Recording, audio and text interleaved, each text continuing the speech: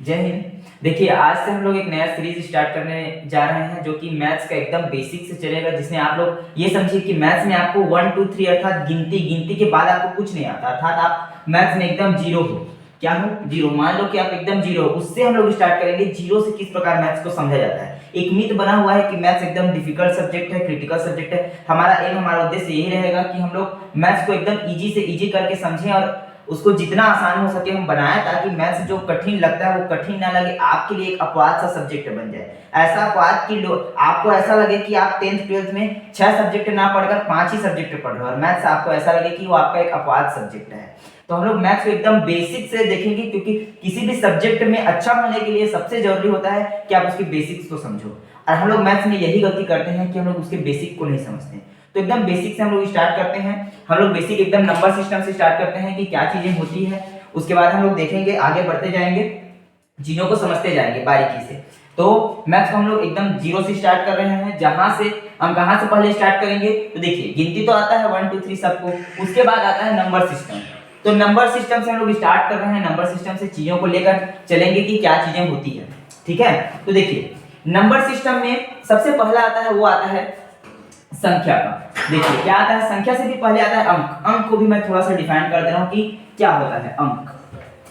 ठीक है, जिस प्रकार से अल्फाबेट होता है इंग्लिश में, अक्षर होता है हिंदी में, उसी प्रकार से मैथमेटिक्स में क्या होता है, डिजिट होता है, अंक होता है। इस डिजिट को हम लोग समझते हैं कि ये डिजिट क्या होता है। तो देखिए मैथमेटिक्स में डिजिट की संख्या जो है बेसिकली 10 है, जिसमें आता है जीरो से लेकर कहां, 0 1 2 3 4 5 6 7 8 9, ये क्या कहलाती हैं, डिजिट्स कहलाते हैं। गणित में डिजिट्स की संख्या क्या है, 0 से लेकर 9 है, जिन्हें मिलाकर ही संख्याएं बनाई जाती है, चाहे छोटी से छोटी संख्या हो या बड़ी से बड़ी संख्या हो। देखिए अब इसके बाद जो है डिजिट के बाद दूसरा चीज आता है, वो है संख्या। क्या आता है, संख्या अर्थात नंबर, जिस चीज के बारे में आप लोग जानते तो हो लेकिन समझते नहीं, है ना, जानते हो लेकिन समझते नहीं हो। कैसे, देखिए समझने का प्रयास करेंगे, इससे रिलेटेड क्वेश्चन आएगा। तो क्वेश्चन जब भी आप लोग किसी छोटे मोटे कंपटीशन एग्जाम में बैठते हो, उसके लिए किस प्रकार से क्वेश्चन बनते हैं, उन चीजों को भी कवर करने का थोड़ा सा प्रयास करेंगे। तो देखिए बेसिकली अब नंबर क्या होता है उसको हम लोग देख लेते हैं। नंबर क्या होता है, डिजिट से मिलकर बनता है। एक या एक से अधिक डिजिट से मिलकर बना जो वैल्यू है वो क्या कहलाता है, संख्या कहलाता है ना। मतलब संख्या बेसिकली क्या चीज होती है, जो डिजिट से मिलकर बनती है, उसको हम लोग संख्या बोलते हैं। इसमें क्या शामिल होता है, इसमें बेसिकली ये सभी भी शामिल होगा, ये 0 से लेकर 9 तक है वो भी शामिल होगा। इसके अतिरिक्त इसके एग्जांपल में लिख सकते हो 1 2 32 62 57, है ना। इसी प्रकार से ये 1000 100 जितना भी, ये इंफिनिटी तक जाएगा। ये कहां तक जाएगा, इनफाइनाइट तक। इसको आप लोग वैल्यू को प्रदर्शित नहीं कर सकते। 1 2, इसके अतिरिक्त संख्या में आप लोग ऋणात्मक चीजों को भी शामिल कर सकते हो। बहुत सारी चीजें इसमें सब चीज शामिल होती है ना। तो इसी को हम लोग क्या बोलते हैं, संख्या बोलते हैं। संख्या के बाद अगला चीज हम लोग समझते हैं कि सम्मिश्र संख्याएं क्या होती है। देखिए सम्मिश्र संख्याएं सुनने में पहला एक नया वर्ड लग रहा होगा, लेकिन बेसिकली ये एकदम बेसिक ही होता है। इसी चीज से जो है हम लोगों की जो संख्या पद्धति है वो स्टार्ट होती है, संख्याएं बनी हुई होती है। उसको थोड़ा सा एक्सप्लेन कर देता हूँ, थोड़ा सा उस चीज को हम लोग समझ लेते हैं कि वो क्या होता है। उसके बाद हम आगे की चीजों को जानने एवं समझने का प्रयास करेंगे। तो अंक और डिजिट संख्या ये तो समझ में आ गया होगा, है ना। इसके बाद क्या होता है, सम्मिश्र संख्या। क्या होता है, सम्मिश्र संख्या, उसको देख लेते हैं। सम्मिश्र संख्या, सम्मिश्र संख्या जिसको हम लोग कॉम्प्लेक्स नंबर बोलते हैं, कॉम्प्लेक्स नंबर। ठीक है, सम्मिश्र संख्या क्या बोलते हैं हम लोग, कॉम्प्लेक्स नंबर बोलते हैं। देखिए ये जो सम्मिश्र संख्या है, जो संख्याएं होती है, देखिए संख्याएं भी एक तरह से दो पार्ट में होता है। एक तो रियल नंबर होता है, वास्तविक संख्या, दूसरा इमेजिनरी पार्ट होता है जिसको हम लोग काल्पनिक संख्या बोलते हैं, है ना। तो देखिए जो सम्मिश्र संख्या है ये दोनों पार्ट से मिलकर बना होता है, अर्थात वास्तविक संख्या एवं इमेजिनरी संख्या दोनों से मिलकर बना होता है। मतलब सम्मिश्र संख्या के दो पार्ट होते हैं, एक तो काल्पनिक भाग और दूसरा वास्तविक भाग। मतलब वास्तविक संख्या, वास्तविक संख्या जिसको हम लोग रियल नंबर बोलते हैं। क्या बोलते हैं, रियल नंबर, रियल नंबर। दूसरा होता है काल्पनिक संख्या। क्या होता है, काल्पनिक संख्या, काल्पनिक संख्या अर्थात इमेजिनरी नंबर, इमेजिनरी नंबर। तो ये चीजें दो पार्ट में डिवाइड होती है। तो देखिए इमेजिनरी जो नंबर होता है उसे किस प्रकार पहचाना जाता है, वास्तविक संख्याओं को किस प्रकार पहचाना जाता है, और इनसे रिलेटेड क्वेश्चन कैसे बनते हैं, उस चीजों को समझते हैं। और क्वेश्चन अगर आ जाता है इनसे संबंधित तो उसको कैसे सॉल्व करेंगे इसको भी देखेंगे, और इससे हम लोग क्या करते जाएंगे, आगे बढ़ते जाएंगे। तो देखिए समिश्र संख्याएं दो पार्ट से मिलकर बना होता है, दो पार्ट से। दो पार्ट कौन कौन से इसमें होता है, पहला देखिए एक तो वास्तविक भाग होता है, दूसरा काल्पनिक भाग। तो वास्तविक भाग नॉर्मल से होता है, जैसे कि एक एग्जांपल ले लेता हूं मैं 1, इसको a के रूप में लिख देता हूं। चलो एक तो फार्मूला बना देता हूं, a plus d iota, a plus D, यहाँ पर i जैसा दिख रहा है वो आयोटा है ना। i ही जो है इमेजिनरी नंबर अर्थात काल्पनिक संख्या की पहचान होता है। i ही क्या होता है, काल्पनिक संख्या अर्थात इमेजिनरी नंबर का क्या होता है, पहचान होता है। और अगला क्या होता है, ये चीज हो गया। और यहाँ पर इसके एग्जांपल के रूप में जैसे 2 लिख दिया और यहाँ पर 3 आयोटा। तो देखिए 2 + 3 आयोटा, तो यहाँ पर ये कौन सी संख्या हो गया, समिश्र संख्या, क्योंकि यहाँ पर जो है काल्पनिक भाग भी है और दूसरा क्या है, वास्तविक भाग भी है, क्योंकि ये दोनों चीजों से मिलकर बना है। रियल नंबर क्या होता है, वास्तविक संख्या। तो रियल नंबर को समझने से पहले एक और छोटा सा चीज मैं बता देता हूँ आप लोगों को। आप लोगों ने सुना होगा नंबर लाइन के बारे में, है ना। नंबर लाइन देखे होंगे कि नंबर लाइन इस प्रकार होता है ना, संख्या रेखा जिसके बारे में सुने ही होंगे। तो नंबर लाइन इस प्रकार होता है, जिसमें क्या होता है, बीच में एक पॉइंट होता है जिसको हम लोग 0 बोलते हैं, और 0 से लेके इसको आगे बढ़ाते हैं 1 2 3 ऐसा 4 करते करते कहां तक जाता है, इनफिनाइट तक। और ये इस प्रकार इधर भी आगे बढ़ता है -1 -2 -3, ये भी इस सीरीज से कहां तक जाता है, इन्फिनिटी तक जाता है। कौन सी इन्फिनिटी तक, -इन्फिनिटी तक। तो ये चीजें, ये वैल्यू समझ में आ गई होगी। इसके बाद हम लोग देखते हैं कि इसमें किस प्रकार दर्शाया जाता है वास्तविक संख्याओं को। तो देखिए वास्तविक संख्याओं को, वे वास्तविक संख्या मतलब वास्तविक संख्या वे संख्या होती है जिनको संख्या रेखा पर दर्शाया जा सके। मतलब यहाँ पर जो नंबर लाइन दिखता है ना, नंबर लाइन दिखता है उसमें दर्शाया जा सके, उसको हम लोग क्या बोलते हैं, वास्तविक संख्या। मतलब आप लोग बेसिकली 1 2 3 इन चीजों का लोग बेसिकली दर्शा सकते हो संख्या रेखा पर, मतलब 1 2 3 इस प्रकार दर्शा सकते हो। तो इसको हम लोग क्या बोलते हैं, वास्तविक संख्या, है ना। लेकिन काल्पनिक संख्याओं को किसमें नंबर लाइन पर नहीं दर्शा सकते। आप अगर डेफिनेशन लिखना चाहो तो बोल सकते हो कि वास्तविक संख्याएं वे संख्याएं होती है, वास्तविक संख्याएं वे संख्याएं होती है जिनको नंबर लाइन पर अर्थात संख्या रेखा पर क्या किया जा सकता है, प्रदर्शित किया जा सकता है। एवं काल्पनिक संख्याएं वे संख्याएं होती है जिनको नंबर लाइन पर अर्थात किस पर, संख्या रेखा पर डिनोट नहीं किया जा सकता अर्थात प्रदर्शित नहीं किया जा सकता। एग्जांपल होते हैं इसमें जो है परिमेय संख्या भी शामिल होती है। परिमेय संख्याएं जैसे कि 1/2 3/4 ये चीजें भी शामिल होता है। इसके अतिरिक्त इसमें रूट वाली चीजें जैसे कि √2 √3 ये चीजें शामिल होती है, ठीक है। और जो काल्पनिक संख्या है अर्थात इमेजिनरी नंबर है उसमें क्या चीजें शामिल होती है तो उसको भी देख लेते हैं। इसमें बेसिकली कैसी चीजें शामिल होती है, जिसमें मैं बोल दिया, देखिए √ है और रूट में अगर -1 है, ठीक है, √ है अगर रूट में अगर -2 है, तो ऐसी चीजें क्या कहलाती है, ऐसी चीजें काल्पनिक संख्या में शामिल होती है। इसको हम लोग जो नंबर लाइन है उसमें डिनोट नहीं कर सकते। इन चीजों को देखो, जैसे कि 1 हम लोग यहाँ पर 1 है, 1 पे हम लोग डिनोट कर सकते हैं, 2 को 3 को डिनोट कर सकते हैं, 1/2 को कैसे डिनोट कर सकते हैं, 1/2 को, तो देखिए यहाँ पर 0 से लेकर 1 है, इसको दो पार्ट में डिवाइड कर दो तो ये वाला पार्ट क्या होगा, 1/2 होगा, हो सकता है ना। यहाँ पर √2 है, √2 को भी हम लोग क्या कर सकते हैं, नंबर लाइन में डिनोट कर सकते हैं। कैसे नंबर लाइन में डिनोट कर सकते हैं, आप लोग जानते होंगे कि ये इस प्रकार होता है। तो पाइथागोरस प्रमेय से कैसे करते हैं, देखिए ये चीज होता है, ठीक है। और √2 है, √2 तो यहाँ पर मैं लिख देता हूँ 1 और यहाँ पर लिख देता हूँ +1, ठीक है। तो इसका वैल्यू जो क्या प्राप्त हो जाएगा, ये वाला का जो वैल्यू है वो √2। तो यहाँ पर क्या करते हैं, इसको संख्या रेखा में प्रदर्शित करने के लिए यहाँ जो 1 दिख रहा है ना, 1 में ऊपर की ओर आ जाओ, ठीक है। 1 में क्या हो जाओ, एक ऊपर की ओर, जैसे ये 1 है उसी प्रकार से क्या आ जाओ, आप ऊपर की ओर आ जाओ, है ना। उसके बाद क्या करो, यहाँ से जो है यहाँ से आप चाप काटो, यहाँ से इस प्रकार चाप लो, एक यहाँ से 1 तक ले लो और यहाँ से इस प्रकार क्या करो, आप लोग चाप काटो, जहां पर कटेगा वही क्या होगा, √2 होगा। इस प्रकार √2 को भी हम √3 को भी इस प्रकार हम लोग कर सकते हैं, √3 को। तो यहाँ पर ये क्या होता है 1 प्लस ये √2, ये इस प्रकार इसको भी प्रदर्शित किया जा सकता है ना। आगे इसको क्या कर सकते हैं, हम लोग बढ़ा सकते हैं। तो इसका मान क्या आ जाएगा, √3 आ जाएगा। आप इस चीज को निकालना जानते ही होंगे कि एक जब भी होता है तो क्या करते हैं हम लोग, जो कर्ण का स्क्वायर होता है वो लंब का स्क्वायर आधार का स्क्वायर, तो ये क्या हो जाएगा, √2 का स्क्वायर प्लस 1 का स्क्वायर बराबर ये आधार का स्क्वायर है, एक कर्ण का स्क्वायर है तो उसको मैं कर्ण ही लिख देता हूँ, चलो कर्ण। तो ये क्या हो जाएगा, ये कट जाएगा, है ना। तो ये 2 हो गया और ये +1, तो ये हो गया 3 और ये कर्ण का स्क्वायर है तो कर्ण बराबर क्या होगा, स्क्वायर पक्षांतर होगा, √3। तो इसको भी हम लोग क्या कर सकते हैं, इस प्रकार नंबर लाइन में डिनोट कर सकते हैं। लेकिन काल्पनिक संख्याओं को नंबर लाइन में डिनोट नहीं कर सकते। -1 रूट में, अगर रूट के अंदर में -1 है, माइनस जहां पर लग जाए तो उसको हम लोग काल्पनिक संख्या बोलते हैं, इसको नंबर लाइन पर डिनोट नहीं किया जा सकता। इस बातों को दिमाग में रखें। इससे संबंधित कुछ प्रश्नों को भी देखते हैं, प्रश्नों को सॉल्व करने का प्रयास करते हैं। यहाँ पर जो मैं आई लिखा हूँ, देखिए यहाँ पर जो आई लिखा हूँ उस आई की वैल्यू के बराबर होता है, ये होता है आई इज इक्वल टू होता है अंडर रूट माइनस ए, ठीक है। आई इज इक्वल टू क्या होता है अंडर रूट माइनस ए, ठीक है। इसी प्रकार यहाँ पर ये सभी चीजें मतलब इसके बराबर क्या हो गया, इसको क्या लिख सकते हैं हम लोग आई लिख सकते हैं। अंडर रूट 2 है, अंडर रूट 2 को हम लोग कैसे लिख सकते हैं, तो अंडर रूट 2 को आप ध्यान दीजिएगा तो हम लोग इसको लिख सकते हैं अंडर रूट माइनस 1 गुणा अंडर रूट 2 लिख सकते हैं। तो इसको क्या लिख सकते हैं, इतने को हम लोग आई के बराबर है, तो इसको क्या लिख सकते हैं हम लोग आई लिख सकते हैं आई अंडर रूट 2। तो ये क्या हो गया आई लिख गया, आई आ गया, इसका मतलब ये क्या है काल्पनिक संख्या है। कुछ हम लोग समझते हैं, कुछ चीजें देखते हैं और वो चीजों को समझते हैं कि वो काल्पनिक संख्या में शामिल होगा है या नहीं, वो काल्पनिक संख्या है नहीं, क्योंकि क्वेश्चन जो है इन्हीं चीजों से होता है कि वो वास्तविक संख्या है या फिर काल्पनिक संख्या।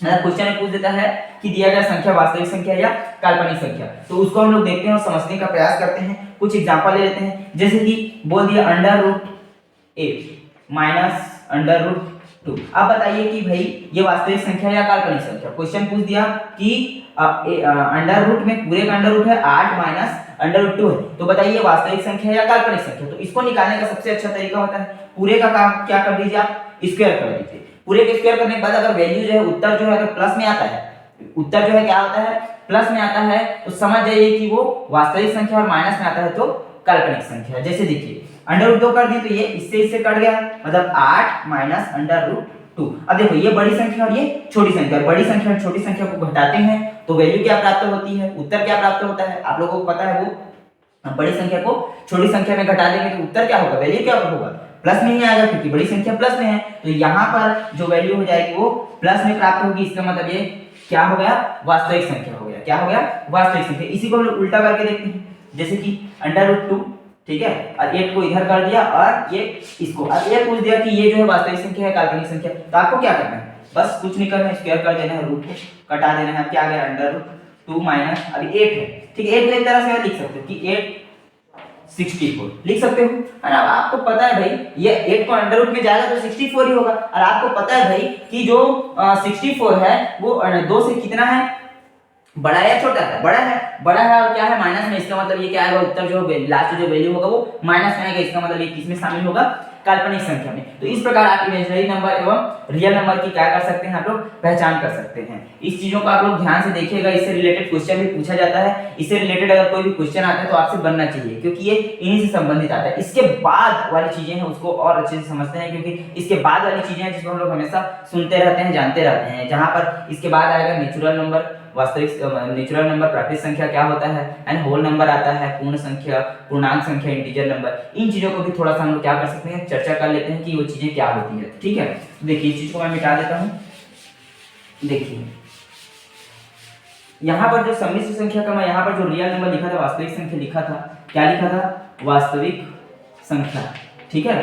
तो वास्तविक संख्या रियल नंबर है, रियल नंबर है ना। इसी रियल नंबर को हम लोग और बहुत सारे पार्ट में डिवाइड किया जाता है, जिसका पहला पार्ट होता है नेचुरल नंबर। नेचुरल नंबर प्राकृतिक संख्या क्या होता है, नेचुरल नंबर इसको प्राकृतिक संख्या बोलते हैं, प्राकृत संख्या, नेचुरल नंबर प्राकृतिक संख्या, ठीक है, नेचुरल नंबर प्राकृतिक संख्या।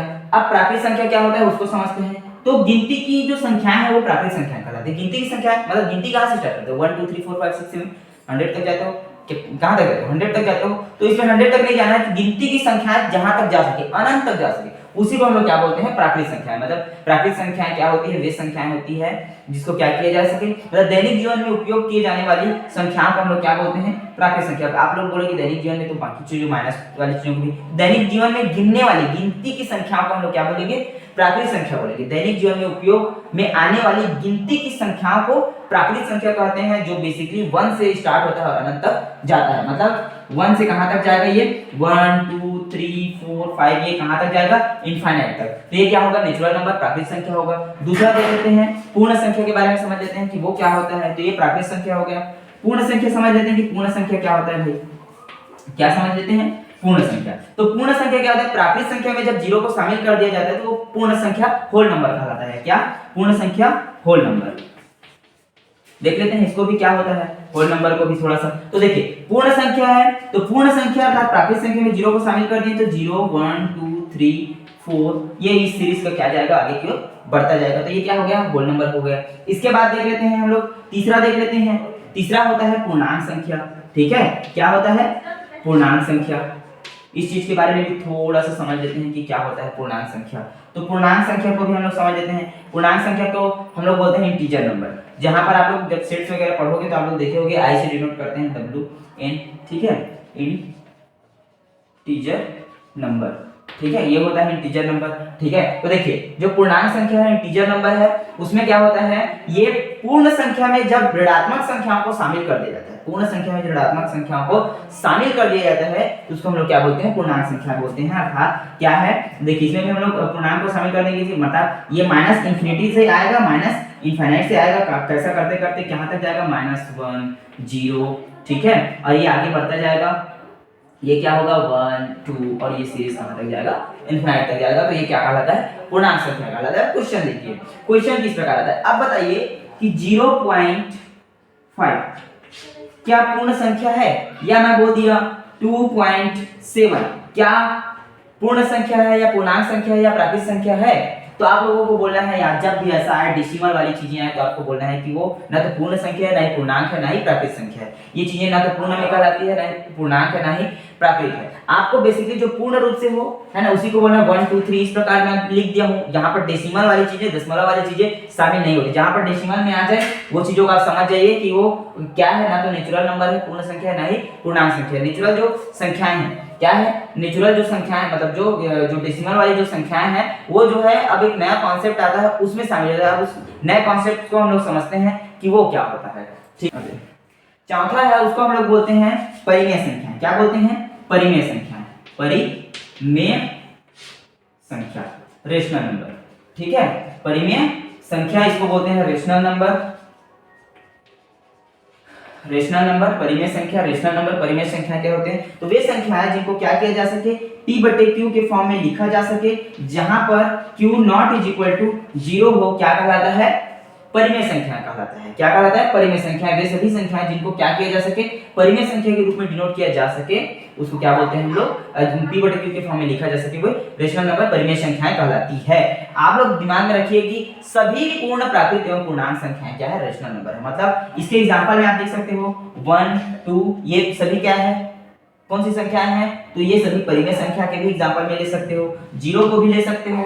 ठीक है, ऋणात्मक चीजों को भी ले सकते हो -1 2 3 को भी। इसके अतिरिक्त 1/2 3/7 -7/5 ये चीजें भी क्या कहलाती है इस चीज में अर्थात परिमेय संख्या रेशनल नंबर में शामिल होती है। इस बात को आप लोगों को दिमाग में रखना होगा और इससे रिलेटेड ही क्वेश्चन पूछा जाता है। अभी जो करंट में 10th का जब एग्जाम हुआ था जो आकलन वाला जो परीक्षा हुआ था सीजी बोर्ड में तो वहां पर ऐसे ही कुछ क्वेश्चन पूछ दिया गया था। तो वहां पर बच्चों ने क्या किया था जो बटे फॉर्म में था उसको आंसर में लिख कर आ गए थे परिमेय संख्या का और इन चीजों को छोड़ दिए थे। तो ये जो चीजें हैं ये भी किसमें ही शामिल होती है परिमेय संख्या में शामिल होती है। ठीक है, इसके बाद आता है अपरिमेय संख्या। क्या आता है अपरिमेय संख्या। तो अपरिमेय संख्या क्या होता है उसको देख लेते हैं। अपरिमेय संख्या इरेशनल नंबर उसी को बोलते हैं अपरिमेय संख्या। ठीक है, अपरिमेय संख्या उसको भी देख लेते हैं थोड़ा सा अपरिमेय संख्या कि ये चीज क्या होता है अपरिमेय संख्या इरेशनल नंबर। ठीक है, तो इरेशनल नंबर के बारे में भी थोड़ा सा समझ लेते हैं कि अपरिमेय संख्या क्या होता है। तो अपरिमेय संख्या क्या होता है वे संख्याएं जिनको P/Q के फॉर्म में ना लिखा जा सके अपरिमेय संख्या कहलाती है। P/Q के फॉर्म में नहीं लिखा जा सकता उसको क्या बोलते हैं हम लोग अपरिमेय संख्या कहलाते हैं। अपरिमेय संख्या में आप लोग देखिए क्या होता है अपरिमेय संख्या में बेसिकली रूट वाली चीजें जैसे कि √2 √3 √5 ये सभी चीजें क्या कहलाती है अपरिमेय संख्या कहलाती है। ठीक है, यहां से क्वेश्चन क्या उठता है क्वेश्चन को थोड़ा सा समझ लेते हैं कि क्वेश्चन कैसे आता है। आप लोगों को पूछ देगा कि √10 है। ठीक है, ये बताइए कि ये रेशनल नंबर में शामिल होगा या इरेशनल नंबर में ये पूछ सकता है ना। अगला पूछ सकता है कि भाई जो 20 ले लेते हैं इसको बताइए ये परिमेय संख्या में शामिल होगा या नहीं। ठीक है, इस चीज के 60 दे देता है इसको बोलता है कि ये परिमेय संख्या या अपरिमेय संख्या रेशनल नंबर है इरेशनल नंबर। तो यहाँ पर देखिए क्या करना है 10 है। ठीक है, 10 को आप लोग क्या लिख सकते हो 2 गुणा 5। ठीक है, 2 गुणा 5 आपको नहीं निकालना आता 2 गुणा 5 कहां से लिख दिया तो यहां से लिख दिया। देखिए ये हो गया 5 एकम 5, इस प्रकार से एलसीएम निकाल लेना है आप लोगों को। तो यहाँ से ये हो गया 2 गुणा 5 के फॉर्म में। अब यहाँ से कुछ भी बाहर नहीं निकल रहा, मतलब ये रूट में ही अटक गया, मतलब ये कौन सा संख्या होगा, अपरिमेय संख्या। √20 है, √20 को आप लोग क्या लिख सकते हो, √20 को यहाँ देखिए √20 है, उसको हम लोग लिख सकते हैं कि ये हो गया 2, तो ये हो गया 10, ठीक है। और फिर 2 से डिनोट कर यहाँ से तो निकाल लिए हैं, 2 गुणा 5, तो ये हो गया 5 5 1, ठीक है। इसका मतलब हम 20 को क्या लिख सकते हैं, 20 को लिख सकते हैं 2 × 2 × 5, ये अंडर रूट में लिख सकते हैं, ठीक है, अंडर रूट में लिख लिए। उसके बाद क्या कर सकते हैं, देखिए यहाँ से इसका जोड़ी बन गया, इसको हम लोग बाहर निकाल सकते हैं, तो बाहर निकाले तो 2 और ये अंडर रूट में 5, इसका जोड़ी नहीं है, इसका मतलब ये रूट में फंस गया, इसका मतलब ये क्या है, अपरिमेय संख्या है, ठीक है। अगला देख लेते हैं भाई कि ये 16 है, 16 अपरिमेय संख्या रेशनल नंबर में शामिल हो गया, ये रेशनल नंबर, तो 16 का भी आप लोग निकाल लो, इसी प्रकार से निकाला तो आता ही है ना। तो इस चीज को, इन चीजों को भी, एलसीएम वगैरह को भी हम लोग आगे आने वाली वीडियोस में कवर करेंगे, ठीक है। यहाँ पर हम लोग क्वेश्चन से आप बेसिक चीजों को समझिए और क्वेश्चन को भी साथ में थोड़ा सा समझने का प्रयास कीजिए, ठीक है, क्योंकि इससे रिलेटेड क्वेश्चंस आते हैं, ठीक है। तो यहाँ पर देख लीजिए मैं √16 को लिखा था, तो √16 को मैं क्या लिख सकता हूँ भाई, ये 16 है, 16 को लिख सकता हूँ मैं 2 हो गया, 8 हो गया, 2 4, ठीक है, 2 2 और 2 एकम, ठीक है, ऐसा लिख सकते हैं, ठीक है। मतलब मैं 16 को क्या लिख सकता हूँ, √2 × 2 × 2 × 2, ऐसा लिख सकता हूँ। देखिए यहाँ से ये जोड़ा और यहाँ से ये जोड़ा, दोनों बाहर हो गया, मतलब 2 गुणा 2, मतलब क्या आ गया 4, और 4 क्या रूट के रूप में है, नहीं है, इसका मतलब ये क्या हो गया, क्या हो गया, परिमेय संख्या हो गया, रेशनल नंबर हो गया। तो इस प्रकार से आप रेशनल नंबर और इरेशनल नंबर को क्या कर सकते हो, फाइंड आउट कर सकते हो, किस प्रकार से आप लोग रेशनल नंबर ज्ञात किया जाता है, रेशनल नंबर, इन चीजों के बारे में जान सकते हो, ठीक है। इसके बाद हम लोग थोड़ा सा देख लेते हैं सम संख्या और विषम संख्या, इसके बारे में भी जानना जरूरी है, कि ये लगता है इजी है, ठीक है, लेकिन अभी भी मैं बोलता हूं कि आप बहुत सारी चीजों को नहीं जानते होंगे, उसके बारे में भी थोड़ा चर्चा करेंगे, इसलिए इससे रिलेटेड थोड़ा सा क्वेश्चन को भी हम लोग समझेंगे कि इससे रिलेटेड जो है क्वेश्चन होता क्या है, इससे किस प्रकार से क्वेश्चन आता है, ठीक है। तो देख लेते हैं हम लोग इवन नंबर, ऑड नंबर, ठीक है, सम संख्या और विषम संख्या के बारे में भी थोड़ा सा चर्चा कर लेते हैं। इसको मैं मिटा दे रहा हूं। चलिए अब हम लोग देख लेते हैं सम संख्या और विषम संख्या के बारे में, थोड़ा सा जान लेते हैं कि सम संख्या क्या होता है एवं विषम संख्या क्या होता है, इस चीजों को थोड़ा सा देख लेते हैं। सम संख्या, ठीक है, सम संख्या, ठीक है, सम संख्या क्या होता है, इसको देख लेते हैं, इवन नंबर जिसको हम लोग बोलते हैं, इवन नंबर, ठीक है। और दूसरा क्या होता है, दूसरा होता है ऑड नंबर, ठीक है, विषम संख्या, विषम संख्या, विषम संख्या, इसको भी थोड़ा सा हम लोग क्या कर लेते हैं, जान लेते हैं कि ये क्या होता है, और इससे रिलेटेड थोड़ा सा क्वेश्चन को भी हम लोग क्या कर लेंगे, थोड़ा सा डिस्कशन कर लेंगे। तो देखिए सम संख्याएं बेसिकली वे संख्याएं होती हैं जिनको 2 से डिवाइड करने पर पूर्णतः डिवाइड हो जाता है एवं शेष फल क्या आता है, शून्य प्राप्त होता है। 2 से डिवाइड करेंगे तो क्या हो जाना चाहिए, पूरी तरीके से डिवाइड हो जाना चाहिए, और शेषफल क्या आना चाहिए, 0 आना चाहिए, वो सभी संख्याएं सम संख्या कहलाती है। सम संख्या के एग्जांपल में हम लोग लिख सकते हैं 2 4, ठीक है, 6 8, ये इस प्रकार से ये आगे बढ़ सकते हैं। इसके अतिरिक्त हम लोग पीछे, अब देखिए 2 2 कम हो रहा है, 8 6 4 2, तो इससे पीछे भी चीजें होंगी, वो भी क्या होगी, सम संख्या होगी। तो 2 कम होगा तो 0, इससे 2 कम होगा तो -2, इससे कम होगा तो -4, ये भी सीरीज क्या होगा, आगे बढ़ेगा। विषम संख्या में देखिए, विषम संख्या में कौन कौन सी चीजें शामिल होती है। विषम संख्या में क्या होता है, विषम संख्या वे संख्या कहलाती है जिसको 2 से डिवाइड करने पर पूर्णतः डिवाइड नहीं होता है। इसमें क्या होना है, नहीं होता है भाई, जो विषम संख्या होता है जिसको 2 से डिवाइड करने पर पूर्णतः डिवाइड नहीं होता है, और शेषफल क्या प्राप्त होता है, 1 या -1 प्राप्त होता है। इसमें 1 भी प्राप्त हो सकता है और -1 भी प्राप्त हो सकता है, इसको हम लोग क्या बोलेंगे, विषम संख्या बोलेंगे। विषम संख्याएं कैसे होती है, देखिए विषम संख्या 1 से प्रारंभ होती है, अगर नेचुरल साइड को देखा जाए तो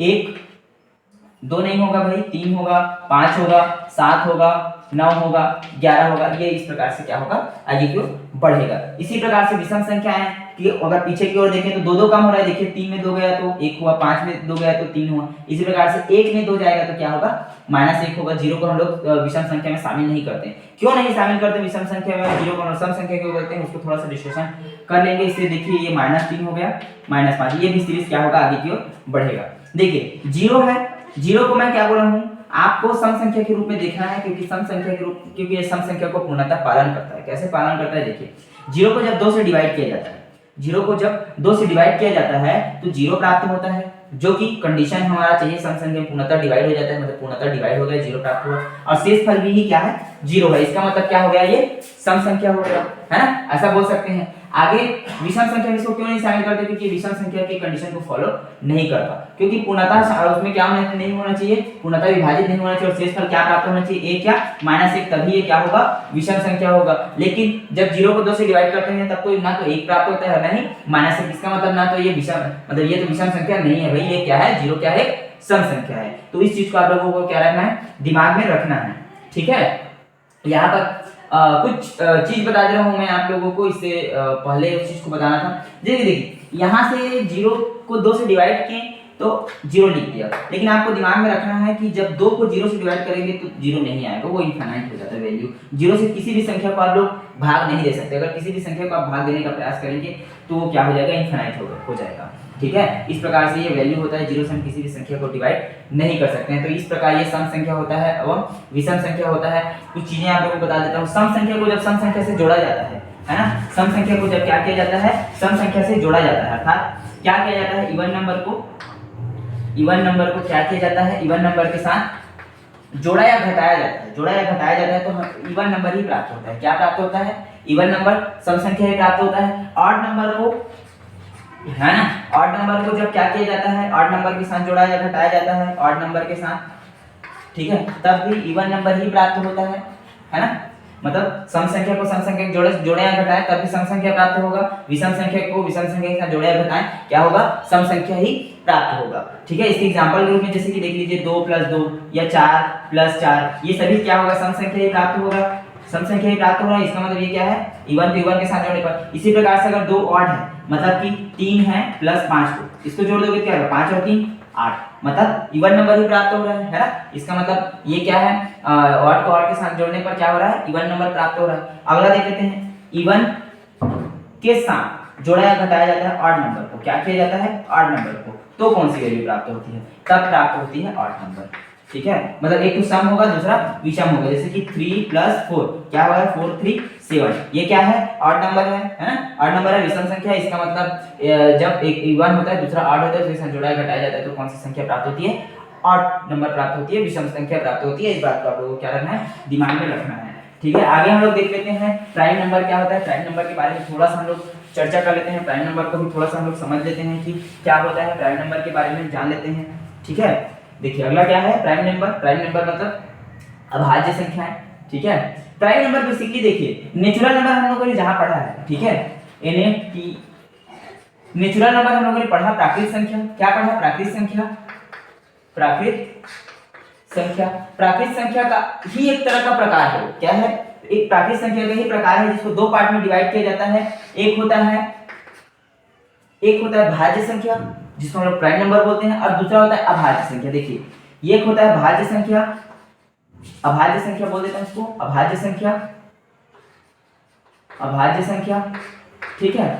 और दूसरा क्या होता है, भाज्य संख्या, दूसरा होता है भाज्य संख्या, ठीक है। इसके बारे में थोड़ा सा हम लोग चर्चा कर लेते हैं कि ये चीजें होती क्या है। तो देखिए अभाज्य संख्या है ना, अर्थात प्राइम नंबर है। तो प्राइम नंबर बेसिकली आप लोगों ने एक डेफिनेशन पढ़ा होगा कि प्राइम नंबर अर्थात अभाज्य संख्या वे संख्या होती है जो या तो 1 से डिवाइड होता है या उस स्वयं से डिवाइड होता है, जो कि ये डेफिनेशन पूरी तरीके से नहीं होता, ठीक है। इसका आप लोगों को पूरी तरीके से डिफाइन करना है तो ये इसका डेफिनेशन ये होता है कि अभाज्य संख्याएं वे संख्याएं होती है जिनके गुणनखंडों की संख्या, है ना, जिनके गुणनखंडों की संख्या कितनी होती है, 2 होती है। जिनके गुणनखंडों की संख्या केवल और केवल कितनी होती है, 2 होती है, उसको हम लोग क्या बोलते हैं, अभाज्य संख्या। ना तो 1 होना है और ना ही 1 से अधिक होना है, मतलब ना ही 1 होना है और 2 से अधिक होना है, मतलब केवल और केवल 2 होना चाहिए। जैसे कि देखिए 2 है, ठीक है, 2 को हम लोग बोल सकते हैं क्योंकि इसको 1 से जब डिवाइड करेंगे तो पूर्णतः भाग चला जाएगा, और 2 से डिवाइड करेंगे तब भी पूर्णतः क्या हो जाएगा, भाग चला जाएगा। इसका मतलब 2 क्या है, अभाज्य संख्या है।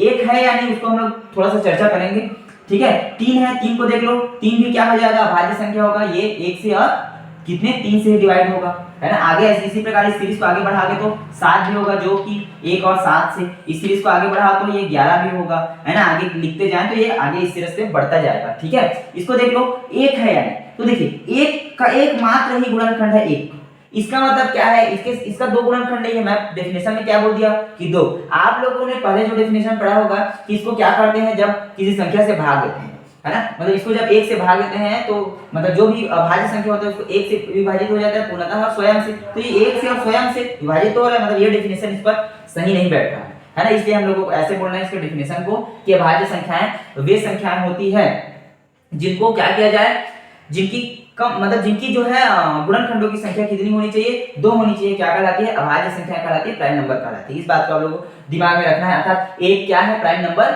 नहीं है। तो सबसे छोटा प्राइम नंबर क्या हो गया, 2 हो गया। सबसे छोटा प्राइम नंबर क्या हो गया, 2 हो गया। देखिए इसको हम लोग आगे देख लेते हैं थोड़ा सा, ठीक है। ये कैसे होगा, 2 3, ठीक है, 5, ये 7 हो गया। उसके बाद देखिए ये सीरीज एक एक करके बढ़ते जा रही है, 2 3 5 7 और आगे बढ़ते जाएंगे तो ये क्या हो जाएगा, उसके बाद डायरेक्ट 11 होता है, ये 13 होता है, 13 होता है, ठीक है। उसके बाद क्या होगा, 17 19 21 23, ये सीरीज आगे की ओर बढ़ती जाएगी इस प्रकार से इनफिनिट तक। अब भाज्य संख्याओं को देख लेते हैं। तो भाज्य संख्याएं बेसिकली क्या होती है, इसके गुणनखंडों की संख्या 2 से अधिक होती है। गुणनखंडों की संख्या कितनी होनी चाहिए, 2 से अधिक होनी चाहिए, उसको हम लोग क्या बोलेंगे, भाज्य संख्या बोलेंगे। जैसे कि देखिए 2 को मैं बोल दिया भाज्य संख्या, 3 को बोल दिया अभाज्य संख्या, इसका क्या बच गया 4। क्या 4 एक अभाज्य संख्या है, देख लेते हैं।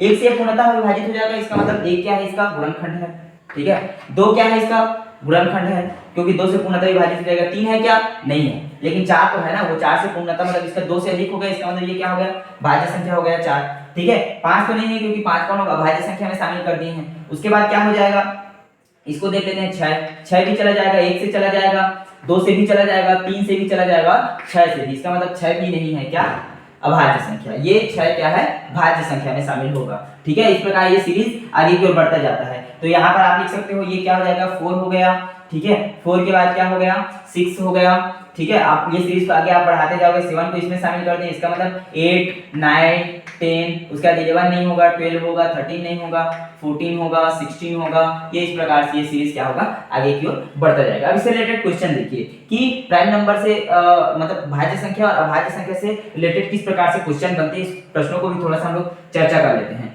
ठीक है। तो देखिए सबसे छोटी अभाज्य संख्या, सबसे छोटी अभाज्य संख्या 2 है, ठीक है। सबसे छोटी अभाज्य संख्या 2 है, ठीक है, क्योंकि ये प्राकृत संख्या का ही पार्ट होता है, इसलिए इसमें ऋणात्मक संख्याओं को शामिल नहीं होता। मतलब अगर बोल दे कि -2 अभाज्य संख्या है या नहीं, तो नहीं है, अभाज्य संख्या नहीं है, क्योंकि हम लोगों बोले हैं कि प्राकृत संख्या का ही प्रकार है, मतलब भाज्य संख्या भाज्य संख्या नेचुरल नंबर ही होना चाहिए, ठीक है। ऐसा क्वेश्चन आ जाता है, इसका मतलब वो क्या नहीं है, अभाज्य संख्या में शामिल नहीं होता, मतलब -2 अभाज्य संख्या नहीं है, ठीक है। अब अगर सबसे छोटा अभाज्य संख्या बोल दिया जाए तो वो 2 है, ठीक है। सबसे छोटा अभाज्य संख्या 2, और सबसे बड़ा बोल दिया जाए तो वो उसको बोल देना है आप लोगों की ज्ञात नहीं कर सकते, वो इनफिनाइट है, ठीक है। सबसे बड़ा बोल दिया जाए तो क्या कर सकते हैं, इनफिनाइट हो सकता है। और भाज्य संख्या क्या होता है, सबसे छोटा भाज्य संख्या होता है 4, ठीक है। यहाँ पर 1 2 की वैल्यू नहीं होती, क्योंकि एक आपको दिमाग में रखना है, इससे क्वेश्चन आता है कि क्वेश्चन अगर पूछ दिया जाए कि एक भाज्य संख्या या अभाज्य संख्या, तो एक ना तो भाज्य संख्या और ना ही अभाज्य संख्या, आपको नोट में लिख देना है, एक ना तो भाज्य संख्या और ना ही अभाज्य संख्या, ठीक है।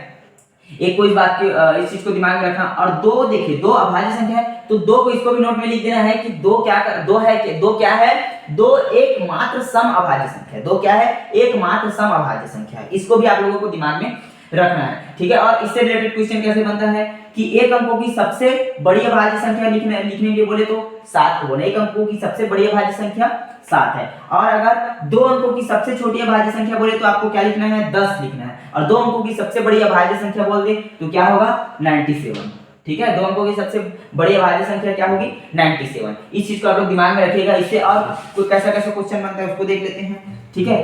0 से 25 के बीच में कितने अभाज्य संख्या है, 0 से 25 के बीच में कितने अभाज्य संख्या है, इसको करना है। तो इस प्रकार आप काउंट कर लीजिए कितना होता है, 1 2 3 5, ऐसा करते करते जाओगे तो ना होगा अभाज्य संख्याओं की संख्या, ठीक है। और 25 से, ठीक है, 25 से 50 के बीच में, कहां से, 25 से 50 के बीच में अभाज्य संख्या कितने हैं, 6 हैं, ठीक है। उसी प्रकार से 50 से 75 के बीच में, 50 से 75 के बीच में भी 6 अभाज्य संख्याएं हैं।